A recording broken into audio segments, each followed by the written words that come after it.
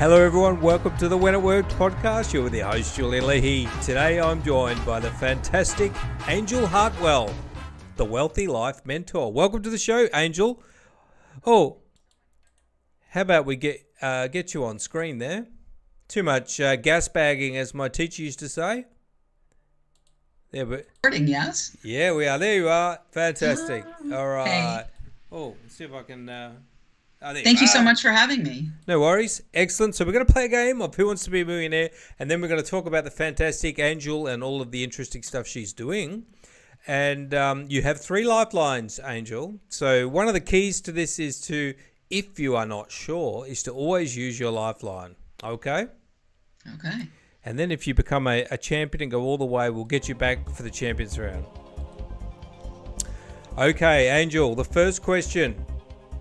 A favorite at weddings, the chicken dance is one of the most widely known tunes of what music genre?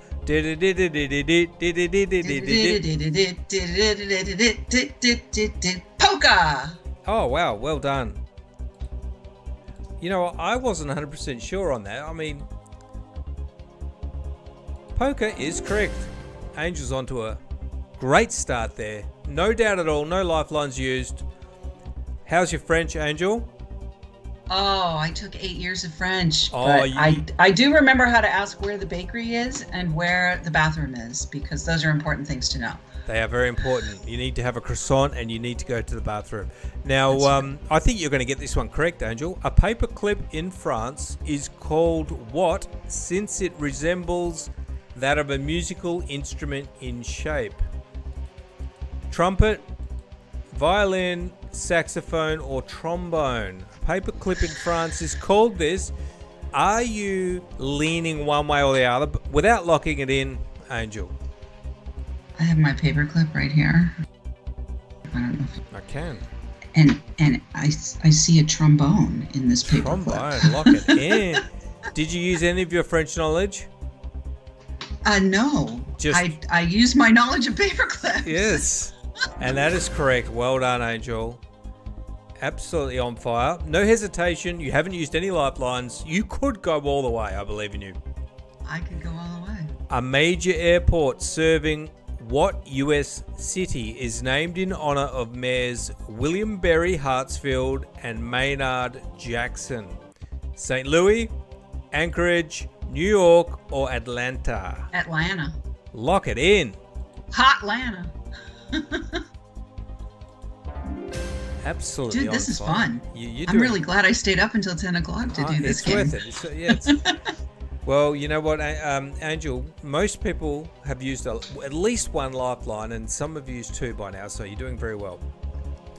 A paper called The Assessment of Sultriness was used to develop what meteorological measurement? Okay. The assessment of sultriness. The heat index, barometric pressure, wind chill, or humidity. The assessment of sultriness. Humidity. Well, Anjel, before you do jump in, I was going to ask you which one are you leaning towards. And I always save them one time. So I would recommend you use your lifeline is all I'll tell you. All right. Well, then it's got to be the heat answer. index. It's got to be the heat index then. There we go. Yeah. Now, in fairness, One of the two. But to me, when it's sultry, it's like also sticky. It's humid. My thoughts exactly on this one. The answer is heat index. And I have saved you on that one. I always allow people 1 furphy. 1 save. All right, continuing on. A part of his signature wardrobe, what celebrity chef had an edition of Crocs named after him in 2007? Gordon Ramsay, Bobby Flay, Marco Batali, Guy Fieri. Now, before you lock it in, do you have any idea whatsoever? I do not. I have a guess between 2. Okay, let's hear the two. I think it's either Guy or Gordon. Well, with all guesses, I strongly recommend you use one of your lifelines. You have a 50-50 split. Poll the audience. Or... I will use a lifeline. Okay, which one would you like? I think it's Guy. No, as in which lifeline would you like? Oh, I don't know. Who do I pick? Well, let's poll the audience on this one. Yeah, let's poll the audience. Okay. Do we have a live audience here? I'm not sure how to do the lifeline thing. It's all right. They're thinking away and voting. They're thinking and voting. Yes. It's a 50-50 chance here. This is not the 50-50. Somebody help me. You'll see how this works once the votes are tallied. Once the votes are tallied, here we go. Okay, we've got 3% on A. B is 84%. Who's B? Bobby Flay. Never heard of him. Have you heard of him? I have. Oh, okay. He's like a Iron Chef. I think he was an Iron Chef at some point. Iron Chef. I remember that show. All right, so it looks like Bobby Flay is the leader as far as the audience is concerned. All right, then I guess we'll go with what the audience has to say because they seem to know better than I do. Locking it in. Correct. You have made it to the safe level of 1,000 in pretend money. Bobby Flay is the answer. Thank you so much, audience. Excellent. Well, you're still alive. Just. A person is most likely to visit London's Savile Row to shop for which of the following? Food, clothing, electronics, or sports goods. You still have 2 lifelines. If you're not sure, which of these stands out to you? I would say clothing. Okay. Well, I feel like you got to go there to buy a suit. Are you confident enough to lock it in, Angel? Yeah, let's lock that in. Okay, you got to live dangerously sometimes. Locking it in. Well, my heart is pounding. My heart is pounding too.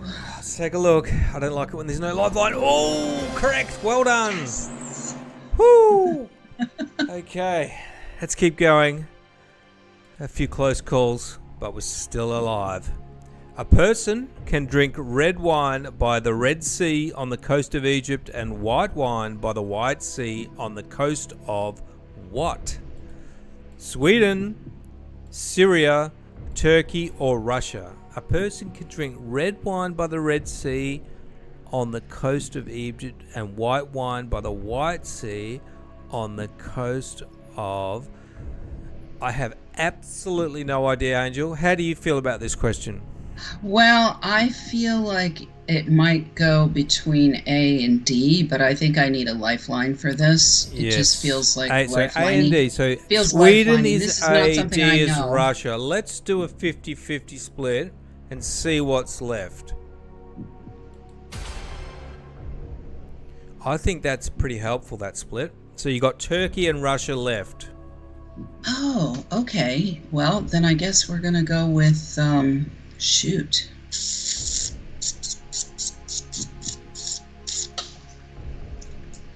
I guess we're going to go with white wine by the White Sea on the coast of... Julian, I'm not really sure here. And it's we're going up for 4,000. It seems like I want to say Russia, but I'm feeling like if I say Russia, I'm saying it because I'm thinking it's snowing there, and snow is white. But maybe it's Turkey because I've never heard of the White Sea. Go with your gut, Angel. Always. I'm gonna go with Turkey. Oh, the opposite of the gut. Let's take a look. Unfortunately, it was Russia.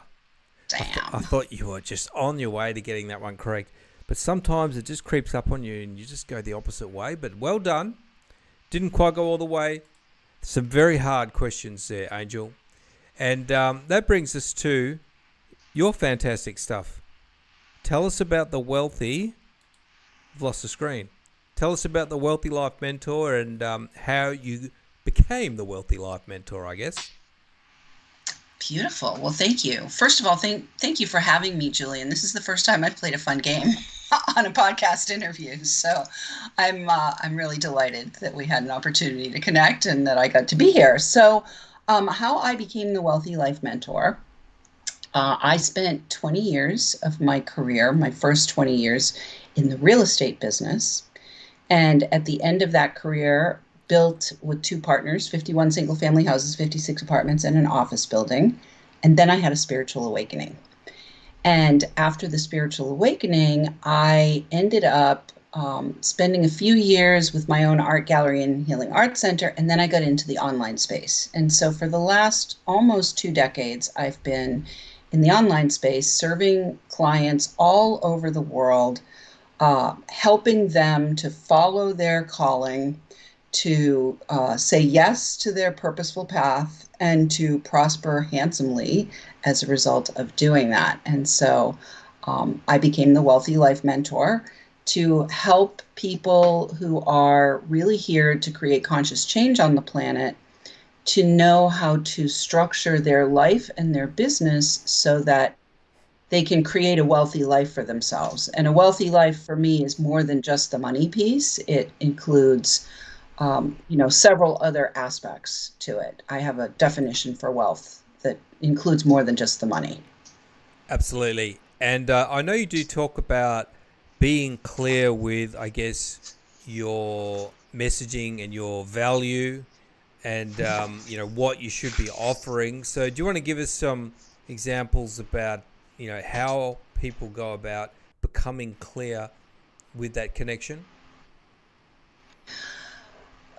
Yes. So first of all, the clarity that has to come is that you are being called, right? If you have a spiritual calling, and oftentimes when we have that kind of experience, which I had and many of my clients have had, we can be feeling a little bit unstable and uncertain about how to go about bringing our work into the world and responding to this calling. And so step number one is really to affirm for yourself. And if you can't affirm it for yourself, then find somebody to support you with that your calling is real, that your calling is, in fact, something that you are here to do, and that you can actually be generative with that calling. And in fact, it's my belief you should be generative with that calling, because in order for it to fully come into fruition, any kind of entrepreneurial venture requires revenue. It requires income. It requires a monetary flow in order to be sustained and in order to make the kind of impact that most people who have a calling at their heart they want to make. So, number one, you have to be clear that it can be done, and that it depends on your certainty at the base level. Like at the base level, you've got to be certain, you've got to be committed, you've got to be willing to do whatever it takes, including investing in yourself, to bring this calling to life. And then you've got to learn how to make the connection. And that is where the communication piece comes in. So when we have a calling, I believe that you wouldn't have that calling if there weren't also people out in the world who really require exactly what you have to offer. And not just the actual components of the offer, but the how that you deliver it, which each of us is going to deliver what we're here to offer differently. We each are going to be unique. Even if you and I were both here to help people get clear on what they're offering and how they're communicating it out into the world, we're going to come at it from different angles. And so you're going to have your people, and I'm going to have my people, and somebody next to me over here on the right is going to have their people, because there's resonance. So I believe if you're called, that the calling is not just your own heart's desire to serve and your own soul's purpose to serve. It's also in response to the prayers from the people who are looking for either a solution to the problem that you are uniquely designed to solve, or the fulfillment of a desire that you are uniquely designed to fulfill. So we need to just have clarity around the fact that there are people out there who will pay for, who will invest in either the solution or the fulfillment that you can offer to them. Yes, exactly. And then work out how you are going to speak to those people to really touch on what it is that they need and what it is that you could do for them. You also talk about 5 ways we ward off wealth and 5 ways we welcome wealth. Do you want to maybe share a couple of those? Sure. Well, first, I'd like to do the definition of wealth. The way I see wealth is it is the sum total of all of the resources that we have available to us. And I use the word thief, THIEF, as a mnemonic device to help remember, because most of the time we're stealing from ourselves in one or more of these categories. So the resources that make up your wealth and your wealthy life are time, health, imagination, which is a combination of your intellect and your intuition, the ecosystem of exchange. And the ecosystem of exchange is where the money piece is. But the ecosystem of exchange is not just the money piece. So some people might think of this and say, oh, well, 20% of the but it's really even less, because the ecosystem of exchange, like you and I are part of an ecosystem of exchange. I'm here on your platform. We're not exchanging money, but we're part of this podcasting ecosystem where you're a host and I'm a speaker and we have an audience. And so that ecosystem of exchange is where money eventually gets exchanged, but it's not the whole thing. And then fun with your friends, family, and fellow travelers on the journey. Because if we're not having fun, we shouldn't be doing it. So that's my definition of a wealthy life, and of wealth is all those resources in balance with one another. They're never going to be perfectly in balance with one another, but most of the time I find people are stealing from themselves in one or more of these places. Are famous for burning out, where they're stealing from their health, or they're famous for ruining their families because they're so focused on their business. Yeah. So those are the places is right. Important. And what are the ways that we get it wrong? How are we warding off wealth? Yeah, great. So there's 5 ways that we ward off wealth. The first way is worry. When you're constantly worrying about anything, you're actually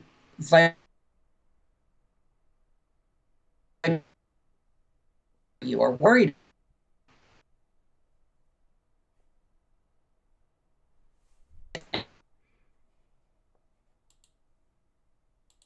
Uh-oh, got some technical issues. You back? Oh, You're back. I'm here. Can you hear me? Yes, you can keep going. Can you hear me? I can hear you. Okay. So the first one is worry. Can you hear me? I can. Can you hear me? I can hear you. Okay, great. So the first, I can hear you too. Great. All right. So keep going. We're back. Yeah, we're back. Great. So the first one is worry. And when we're worrying, we're wrapping whatever it is that we're worried about in this energy of anxiety and stress and projecting chaos and all of those things. So worry is going to actually push people away. They can feel it. When you're out speaking, when you're having sales conversations, people can feel it if you're desperate, if you're worried, if you're in that kind of stressed out state of being, because you're worried, oh, I don't have enough clients, or I don't have enough money coming in, or, I don't have enough time to get my launch done, or whatever it is that you're worried about, it's going to ward off wealth. So that's number one. The second one is withdrawing. So somebody might be listening to this particular episode tonight, and they might hear something that really sparks for them, and then they might go, implement this. I'm going to stop worrying, or I'm going to, consider whether I'm stealing from myself in one or more of these areas. Or maybe I need to sign up to be on this podcast so that I can play the game, right? And then they walk away and pull their energy back.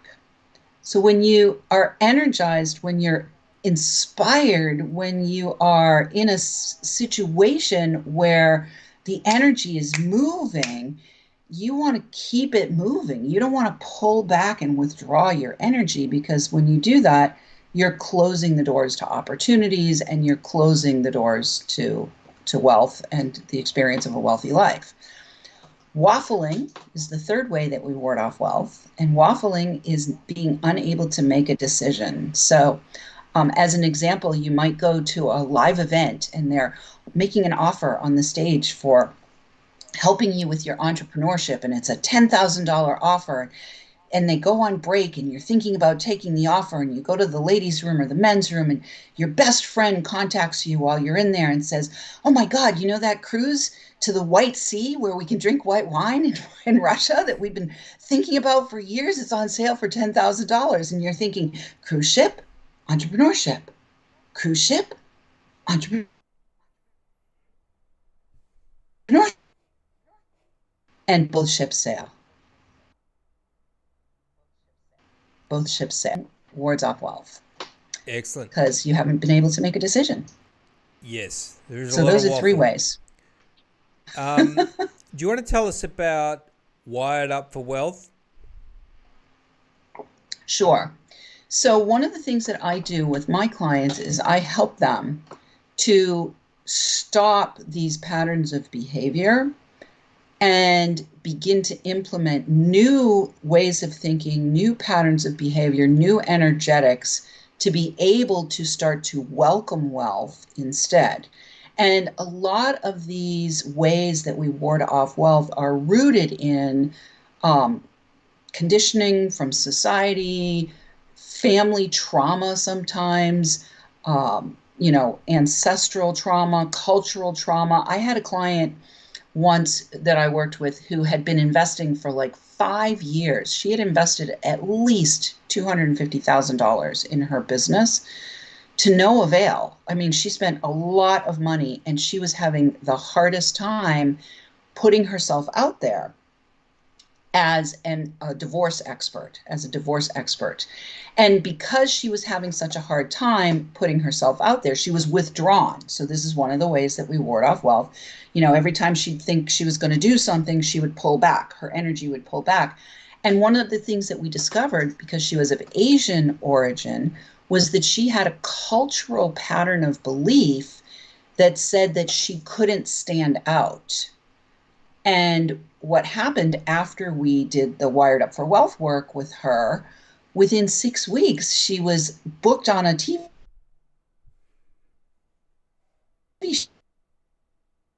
show to talk about her business. And from there, she was able to start enrolling people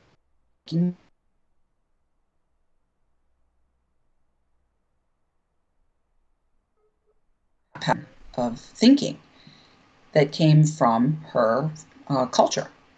So awesome. When we go in to get wired up for wealth, there's all kinds of different ways that we can discover what's stopping the wealth from coming in. Absolutely. And there's just a little bit of a connection issue, but we're okay. Do you want to tell us a bit about the quiz? I've got that linked in the show notes and the description on YouTube. The quiz there that is up on screen.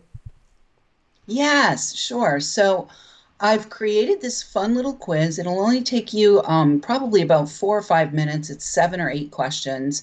And what it will do is it will help you to discern your wealthy life readiness on a scale. And that scale will, let you know some of the things that you might want to think about to shift the scale in an upward direction so that you become more and more receptive and ready to receive wealth and to create a wealthy life by design. And so it's a fun and easy little quiz, and it has a follow-up sequence of emails that will help you to understand the results as well.